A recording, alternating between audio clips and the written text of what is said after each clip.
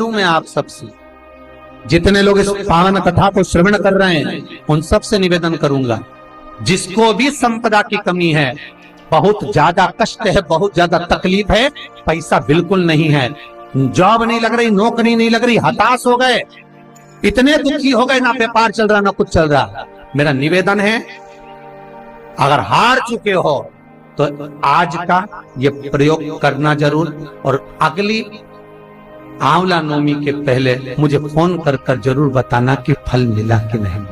इतना तो विश्वास मुझे मेरे बाबा पर है, इतना विश्वास। आज भी नियम है, आंवले के पेड़ के नीचे शाम के समय पर जो सूर्य ढलने से लेकर, जब सूर्य ढले, सूर्य ढलने लगे, सूर्य की किरणें कम होने लगे, तब से लेकर रात्रि के 7:30 पौने 8 के बीच में, सूर्य ढलने से 7:30 पौने 8 के बीच में आंवले के पेड़ के नीचे जो एक घी का दिया लगाकर कनकधारा का पाठ कर लेता है। कनकधारा की किताब बाजार में मिलती है, नहीं ला सकते मोबाइल पे सर्च करो, कनकधारा निकल आएगी। जगत गुरु शंकराचार्य जी ने जिन पाठ को करा है, कुछ ही श्लोक है उसमें, 8 श्लोक, कुछ श्लोकों का पाठ, पूरा श्लोक नहीं पढ़ सकते, पूरी कनकधारा का पाठ नहीं कर सकते, तो शुरू का एक श्लोक और आखिरी का एक श्लोक पढ़ लीजिए और घी का दिया लगाकर झोली पसार कर प्रणाम कर लीजिए। जिंदगी में कभी लक्ष्मी की कमी नहीं आ सकती। ये केवल अक्षय नवमी के दिन ही होता।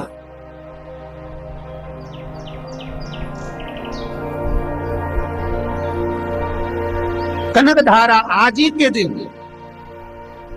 कनकधारा का पाठ आज ही के दिन जगत गुरु शंकराचार्य जी ने माता लक्ष्मी को इसी पाठ से, इसी श्लोक से प्रकट कर लिया था गुड़िया के दरवाजे पर।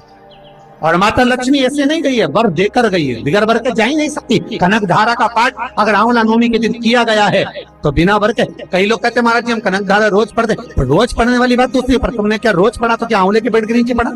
पर आंवले के पेड़ के नीचे जो आंवला नवमी के दिन कनकधारा का पाठ करता है, संपदा की कमी नहीं होती। आप किताब नहीं कर सकते, गूगल पे सर्च करो, कनकधारा का पाठ निकालो, उसका एक श्लोक भी अगर आपने पढ़ा है तो माने उसको स्वीकार करो। कितना सुंदर लिखा है, कनकधारा का पूरा पाठ तो जगत गुरु शंकराचार्य जी करे ही नहीं थे, मात्र कुछ श्लोक जगत गुरु शंकराचार्य जी ने बोला और माता लक्ष्मी सामने प्रकट हो गई थी, मात्र कुछ श्लोक। आंवले के वृक्ष के नीचे मात्र जल का सींचन करना, झाड़ू लगाना, बुआरी लगाना, बैठ जाना, दिया लगाना, बाती लगाना, कुंकू लगाना, आज का दिन तो साधारण नहीं है भाई। फिर निवेदन करूंगा, 33 कौटी देवता ब्रह्म मुहूर्त में खड़े होकर जिस वृक्ष के नीचे नारायण का दीदार पाने के लिए, भगवान को जगाने के लिए स्तुतियों पे स्तुतियां करते हैं, भगवान को प्राप्त करने के, जगत गुरु शंकराचार्य आज ही के दिन कनकधारा का स्त्रोत बोलकर, कनकधारा पाठ को बोलकर लक्ष्मी को ले आते हैं। एक बुढ़िया के घर को निहाल कर दे, साधारण नहीं। अगर आपने आज आंवले के पेड़ के नीचे दिया लगाया है, पूजन करिए, कनकधारा का स्त्रोत का एक श्लोक, एक शब्द भी बोला है, नहीं है कनकधारा तो भगवान शंकर और भगवान नारायण की एक माला कर लो, भगवान विष्णु का स्मरण कर लो, दामोदर का स्मरण कर लो, शिव का स्मरण कर लो, और उससे विनती करो झोली पसार कर कि हम विश्वास रख कर आए। और कथा में सुना है बाबा, घर पूरा खाली पड़ा है, लक्ष्मी नहीं, नौकरी नहीं, सर्विस नहीं, कुछ भी नहीं, जगत से खूब हाथ जोड़ लिए, कहीं धन नहीं, अब तेरे पास। और आखिरी में झोली पसार कर विनती कर कर लेकर जा, भरे। अगली आंवला नवमी तक मुझे जरूर बताना रीजी जी हो, जितने लोग कथा सुन रहे हो। और बाबा अगर तुमको दे देना, मेरे को विश्वास है, मेरा ठाकुर जी कमी नहीं लाएगा। पड़वल जी इतना तो विश्वास रखकर कथा है, इतना जब शास्त्र में वेदव्यास जी लिखे हैं तो गलत नहीं लिख सकते। मेरे साधु, मेरे सन्यासी, मेरे तपस्वी, मेरे साधक उपासक जब कलयुग का पूरा वृतांत लिख देते कि कलयुग में ये होगा, वो हो रहा है, तो शास्त्रों में कोई चीज गलत नहीं हो सकती। इतना विश्वास रखो इन वाणी पर, संतों की इतना विश्वास रखो इन पुराणों पर। तो विश्वास रखकर कहता हूं, अगर बाबा आपको दे दे तो आप भी प्रयास करना कि एक बार भागवत या शिव महापुराण आप भी अपनी जिंदगी में करा। बस इतना विश्वास है कि इतना देना कि मैं भी करा, इतना दो।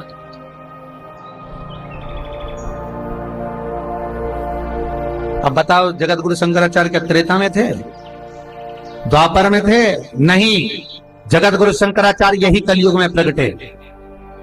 जगत गुरु शंकराचार्य यही कलयुग में प्रकट होकर उन्होंने जो भक्ति का संचार करा, इस राष्ट्र का जो उत्थान करा, इस भारत की भूमि का संचालन करने के लिए 4 पीठों का निर्माण करा। 4 पीठ बना दी जगत गुरु शंकराचार्य, 4 पीठ पर विराजमान कर दिया कि यहां से रक्षा करेंगे। तो जगत गुरु शंकराचार्य जिनकी वाणी से लक्ष्मी स्वयं सम्मुख जा सामने प्रकट।